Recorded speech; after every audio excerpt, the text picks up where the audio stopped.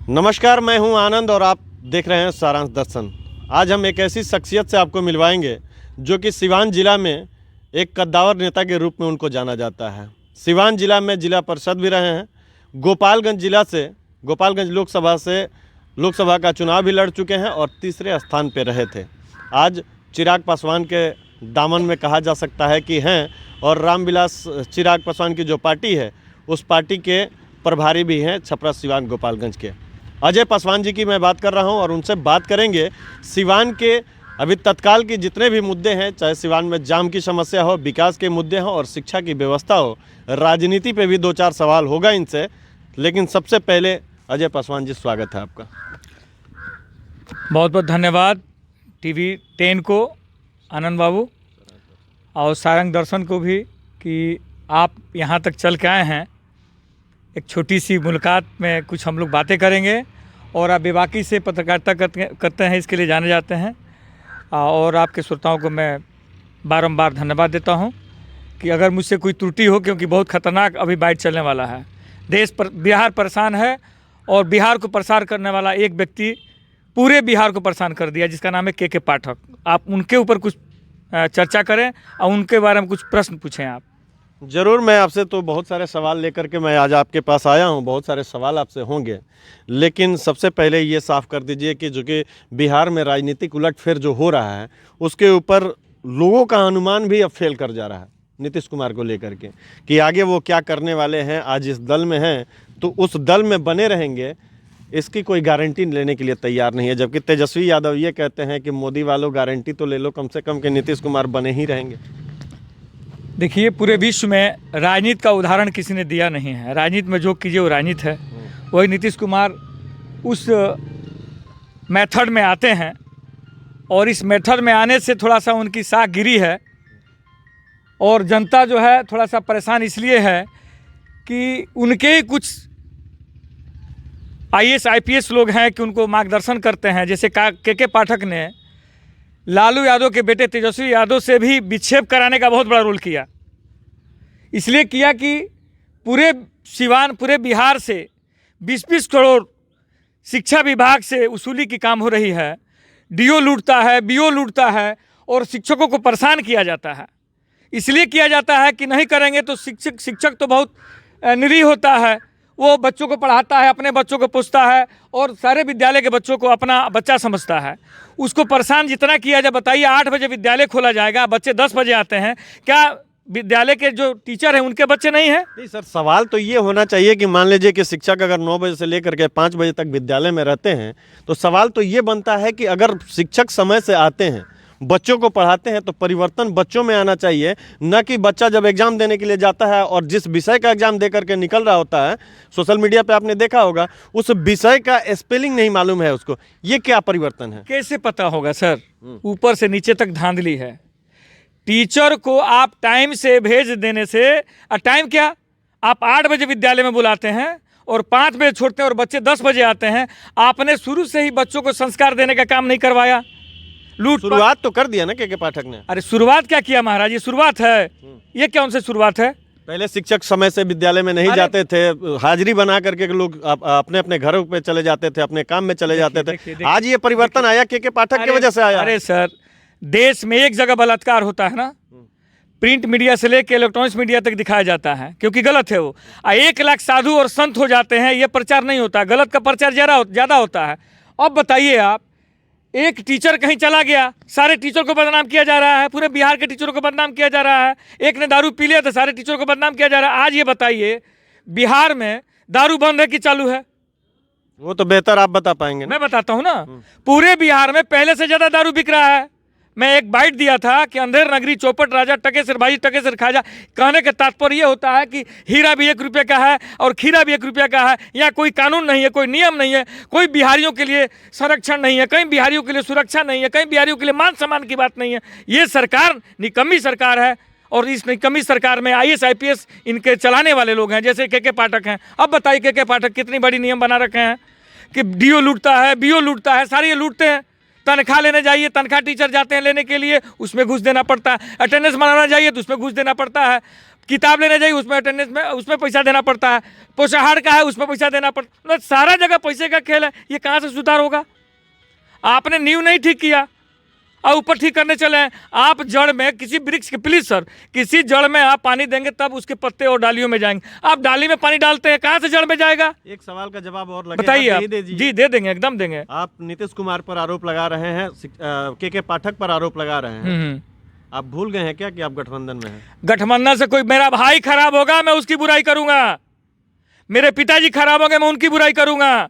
मैं भारतीय हूं, मैं बिहारी हूं, मैं बिहारी में अनियमितताएं हो रही हैं, बिहार के टीचरों के साथ अनियमितताएं हो रहा है, ये गलत है, मैं विरोध कर रहा हूं। कहाँ से अनियमितता हो रही है सर? शिक्षकों को समय से स्कूल भेज देना, शिक्षकों को समय से स्कूल में रखना, ये अनियमितता है। अच्छा, मैं मानवर आपसे जानना चाहता हूं, पत्रकार महोदय आनंद जी, 10 बजे कौन सा विद्यालय चलता, 8 बजे कौन सा विद्यालय चलता है, 5 बजे तक कौन सा विद्यालय, कौन सा भारत में नियम है? परंपरा की ये शुरुआत कौन से नया परंपरा? किसी के बाल बच्चे भूखे मर जाएं, उनके बाल बच्चे नहीं टीचरों के, 10 बजे, उनके परिवार नहीं है। 10 बजे शिक्षक जब स्कूल में पहुंचेंगे तो उनके बाल बच्चे पढ़े खाएंगे, सब कुछ करेंगे एकदम। 8 बजे पहुंचेंगे तो क्या भूखे मर जाएंगे वो? नहीं, भूखे की बात नहीं है। 8 बजे भारत में कौन से विद्यालय में से टीचर जाते हैं बताइए हमको, प्राइवेट हो चाहे सरकारी हो?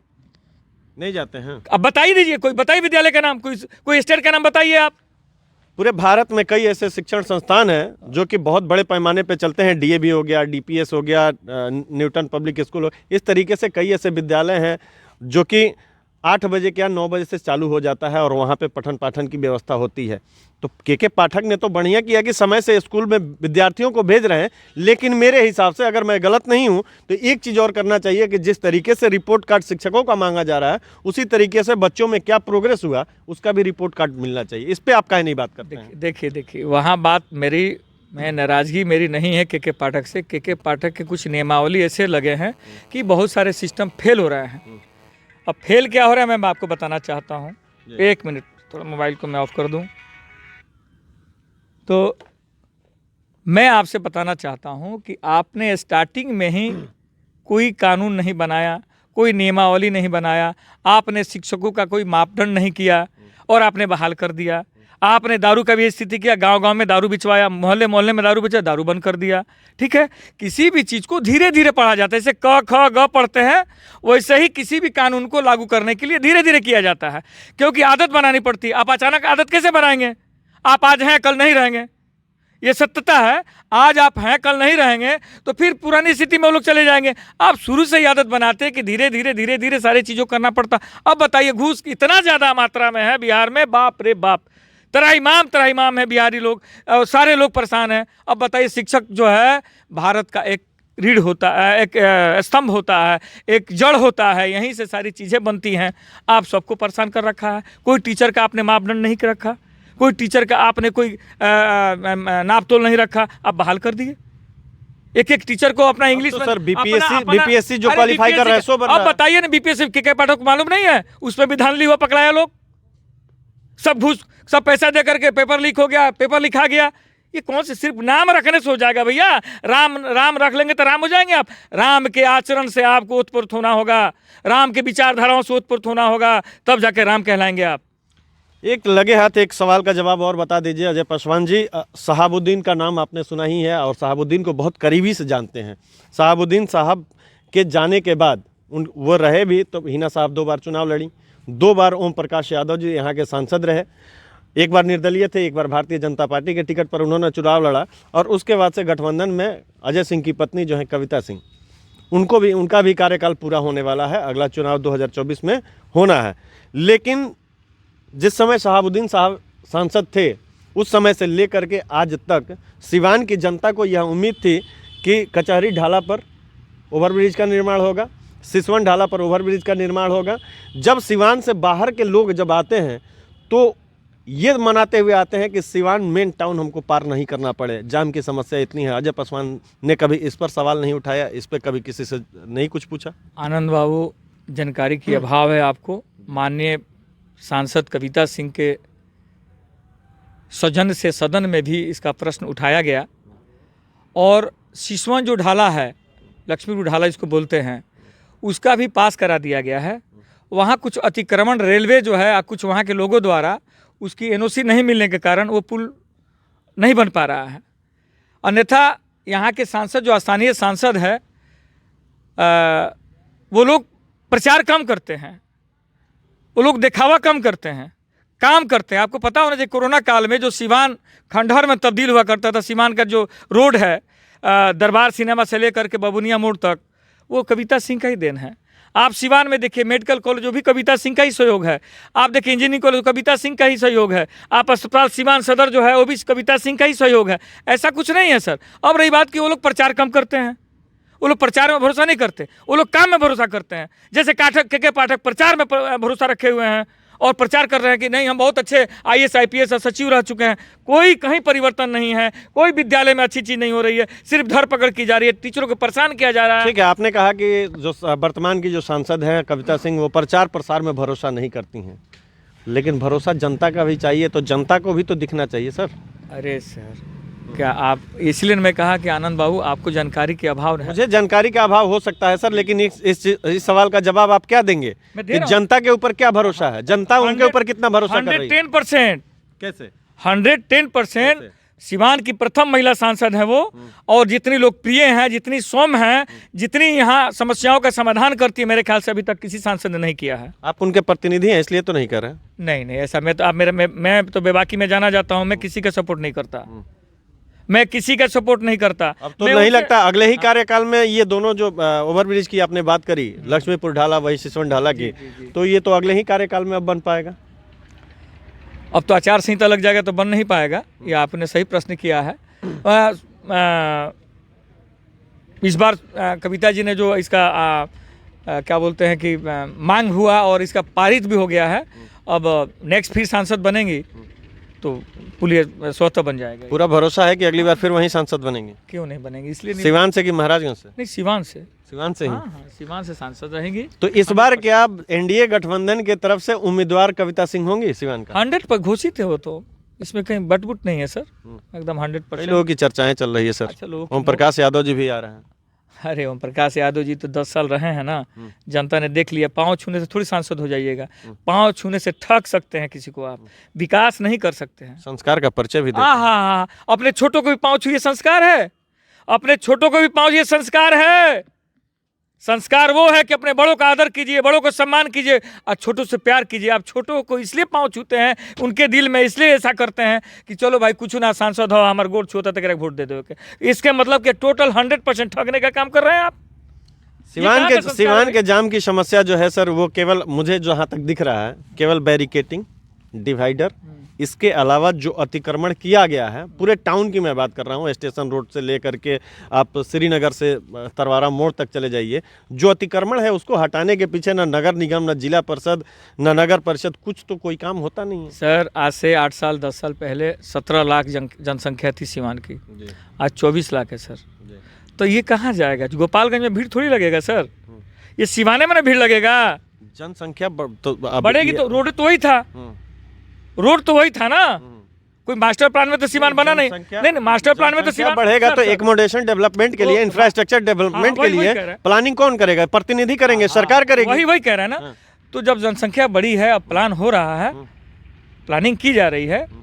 अब तो कोरोना 3 साल हमारा खा गया, वो तो पूरे विश्व में था सर। तो ऐसा नहीं कहा जा सकता केवल सिवान में, सिवान का विकास केवल कोरोना के वजह से। सिवान में फिर भी विकास हुआ, बहुत विकास हुआ है। आप देखिए आज से 10 साल पहले, 5 साल पहले क्या था, आज सिवान देखिए सौंदर्यीकरण में सबसे खूबसूरत सिवान दिखता है पूरे बिहार में मेरे ख्याल से। आखिरी एक और सवाल का जवाब दे दीजिए सर, इंटरव्यू बहुत लंबा हो रहा है। एक सवाल का जवाब ये दे दीजिए कि अजय पासवान फिर से गोपालगंज लोकसभा के प्रत्याशी किस दल से होंगे और चुनाव लड़ेंगे या नहीं? मैं हम सभी के लोकप्रिय नेता स्वर्गीय रामविलास पासवान जी के चिराग पासवान हमारे नेता हैं, उनके मार्गदर्शन में जो भी आदेश होगा, जैसे भी आदेश होगा, उस आदेश को हम लोग पालन करेंगे और जैसा उनका आदेश होता हम करेंगे। चुनाव लड़ेंगे या नहीं, हाँ या ना? अब आदेश हो जाए कि लड़ना अजय जी तो मैं चुनाव लड़ूंगा, मैं तीसरे स्थान पे था। अगर ये आदेश हो जाए कि नहीं लड़ना है, नहीं लड़ेंगे। हम संस्कार विहीन नहीं ना है सर, संस्कार वाले लोग हैं। आखिरी में क्या कहेंगे सर? बिहार की तो बहुत सारी समस्याएं हैं, लूट, हत्या, बहुत सारी चीज़ें हो रही हैं। आखिरी में अजय पासवान एक जिम्मेदार नागरिक और प्रतिनिधि रहे हैं आप जनता के, और आज भी संसद के प्रतिनिधि हैं सिवान के। आखिरी में क्या संदेश होगा आपका? मैं तो पूरे सिवान की जनता, पूरे बिहार की जनता को हाथ जोड़ करके प्रार्थना करूँगा कि जो भी नेता चुनिएगा सरल स्वभाव का हो, विकास करने वाला हो, स्वास्थ्य शिक्षा सब पर ध्यान देने वाला हो, ठगने वाला नहीं हो, अपनी लच्छीदार बातों से आप सभी को भरमाने वाला नहीं हो। ये इसलिए कि 1 रुपये का अगर आप सिक्का जो है लेते हैं तो उसको भी चेक करते हैं कहीं खोटा तो नहीं है। 1 रुपया का मिट्टी का बर्तन लेने जाते हैं तो उसको 3 बार बजाते हैं कहीं चनका और फूटा तो नहीं। इसीलिए आप लोग अरबों खरबों का 1 वोट देते हैं। वो नेता आपका सबसे दिल अजीज होना चाहिए, प्यारा होना चाहिए, देश हित का होना चाहिए, बिहार हित का होना चाहिए, सिवान हित का होना चाहिए, उसी को अपना कीमती वोट देंगे। यही मेरा आह्वान है पूरे बिहार की जनता से, सिवान की जनता से। बहुत धन्यवाद अजय पासवान जी। ये अजय पासवान जी थे और अपनी बेबाकी के लिए पूरे सिवान और गोपालगंज जिले में जाने जाते हैं। और अभी तक इन्होंने पत्ता ये नहीं साफ किया कि ये गोपालगंज से चुनाव लड़ेंगे या नहीं लड़ेंगे। नेताओं की एक बोल है कि हमारे पार्टी का आला कमान का जो आदेश होगा उस आदेश का पालन करेंगे। ऐसे में बहुत धन्यवाद। आप देख रहे थे सारांश दर्शन।